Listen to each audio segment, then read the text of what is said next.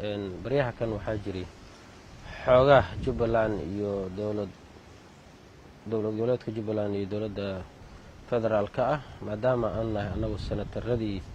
ku matalayay dowlad goboleedka Jubbaland dowladda federaalka waxaan dareemaynaa baryahan in imaatinkii madaxweyne Axmed Maxamed Islaam uu yimid magaalada Kismaayo asagoo xambaarsan rabitaanka iyo dareenka shacabka reer Jubbaland khudbadii uu ka jeediyay ee ahayd in uu yiraahdo faragelinta iyo waxyaabaha Jubbaland hadda baryahan dambe xukuumadda ay ka dareemayay aad baan ugu mahad celinaynaa madaxweynaha dowlad goboleedka Jubbaland fakarkiisa saxda ah oo saliimta ahaa isaga oo ka fakarayay rabitaanka iyo dareenka shacabka reer Jubbaland xambaarsan howlo shaqana ugu maqnaa dalka dibadiisa xanuun iyo caafimaadna baaritaan ayaamay hore jiray markii dambena Ethiopia soo maray taasi waxay ahayd rabitaanka iyo shacabka reer Jubbaland xilkii uu qaaday mas'uuliyadii loo agmaday inuu ka soo baxay oo meel fiican marinayo waxaan ka mid ahaa aniga xildhibaanadii soo doortay Axmed Maxamed Islaam waxaan u soo dooranay doorashadii codka ugu soo ridnay uu ka soo baxaan dhigi karnaa oo waa arrin waxay ahayd aad lagu guuleystay ninka doorashadiisii waayo wixii loo doortay ka soo baxay waajibaadkii rabitaankii shacabkii bulshadii fakarkii ay ka qabtay waa nin ka soo baxay oo shaqadii loogu tigmaday qabtay marka waxaan leenahay faragelinta uu dareemayo arrinta iyada ah inay muuqato ay jirto wafdi maalin hore halka ka baxay tagay gobolka Gado la tashi la'aan aan lagala tashanin iyo waxyaabo badan oo maanta aan ognahay oo ka jira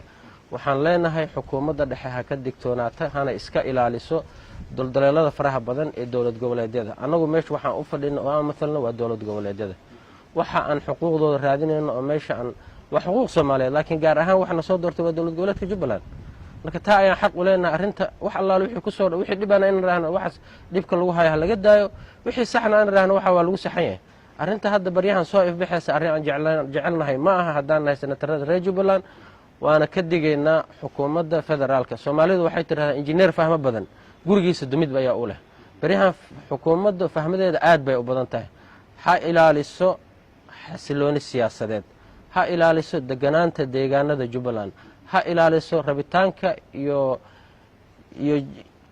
dimuqraadiyadda reer Jubbaland ay ku dhaqan yihiin waxaan leenahay arrinta haddii faragelin ay timaado annagu kama xishoon doono waa sheegayna meesha ay wax ka jiraan halla ilaaliyaan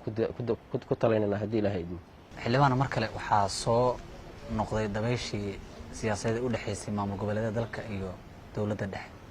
haddana guuxa halka uu marayo waad ogtahay xaggee wax iska qaban la'yihiin maxamed waxay wax ka khaldan yihiin oo ognahay hadda hadalkeyga waxaa ku jira injineer fahmo badan gurigiisa dumid ayaa u leh dowladdeenu fahmadeeda ayaa aad u fara badan waxaan leenahay dalku wuxuu u baahan yahay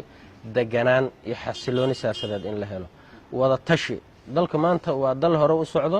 inaan lagu hadla qaban oo dib loo celinin dalku wuxuu ka dhisan yahay wada hadal isdhageysi ismaqal in wax lagu wado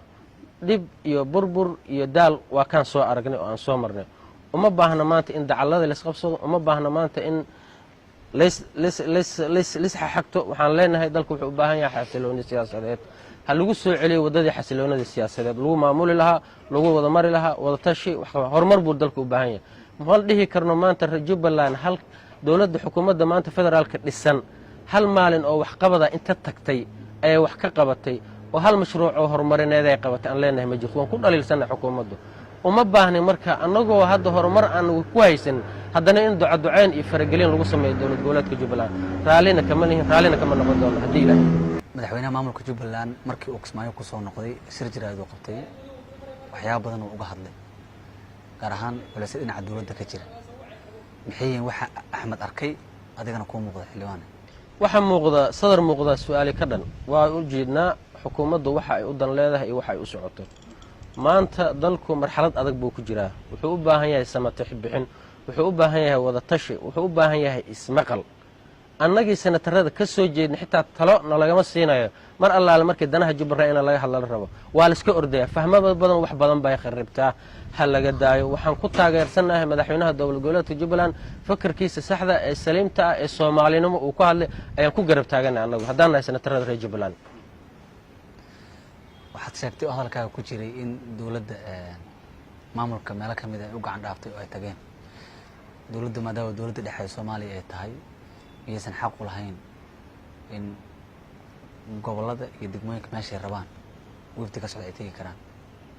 xaq bay u leedahay waajibna way ku tahay inay tagto laakiin waa waday leedahay wax kasta waday leeyihiin meesha nidaam baa ka dhisan kala dambeyn baa ka dhisan maamul baa ka dhisan ismaqal baa ka jira xiriir baa jira maxay dhibaysaa haddii labada hadlo la yiraahdo war meel hebel baan u soconaa inaan wax ka soo qabano ka warqaba aan israacno ogaano guddi abaara ka dhisan dowlad goboleedka Jubbaland oo saacad kasta u taagan shacabka badbaadintiisa iyo ilaalintiisa isgarab istaagiisa maaha in la garab maro waa in lagu taageeraa la garab istaagaa lala tashtaa fakar allaal fakarkii Jubbaland ka jira lagu taageeraa marka waxaan leenahay haddii wax la qabanayo si fahmo ayaan wax loo qabanay si dadaal iyo nidaam ku jira ummadana waxtar u ah waxa lagu qabto. xildhibaane waxaa socday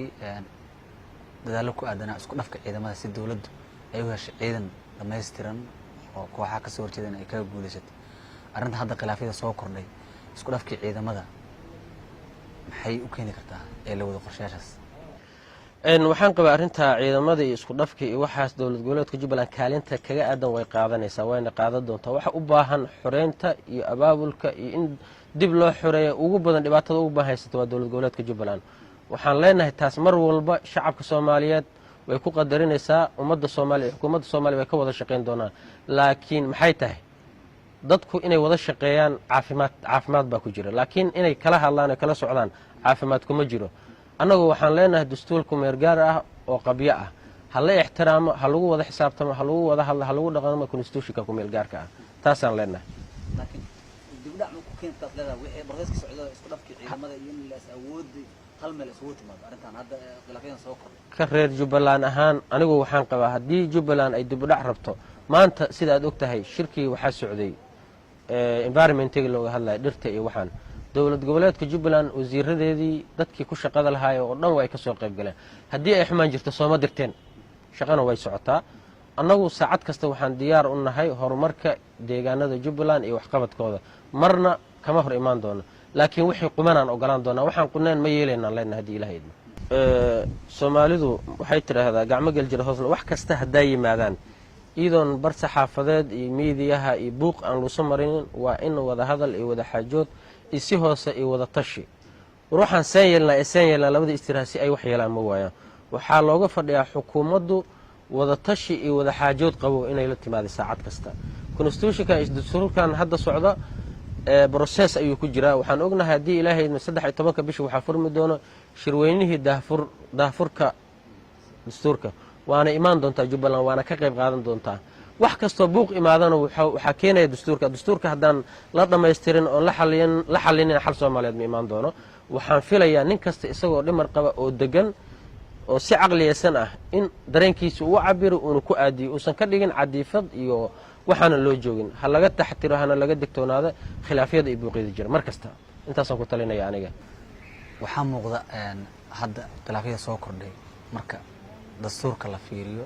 dhinaca siyaasadda arrimaha dibadda dowladda dhexe ayaa xaq u leh in dalka looga dambeeyo soo lama dhihi karo maamulada madaxdoodu ayagaa dowladdii ka gacan dheereeyey oo arrimihii siyaasaddii dibadda ayay gacanta la galeen waxaan qabaa intaan la qaylinin in wax kasta wada hadal iyo wada xaajood lagu dhameeyaa eri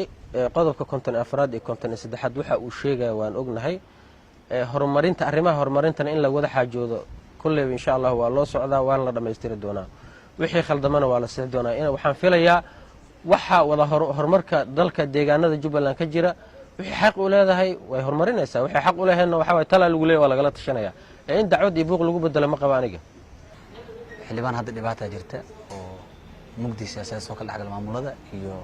madaxda dhexe dowladda Soomaaliya maxaad leedahay xal waa lagu gaali karaa tala inta leegaad ka geysanaysaa salfadhiya suuf jiida dowladdu sidoo salfadhiya buuxa hadda aan tilmaami karna ma leh qofka markuu wardeegaankaas adag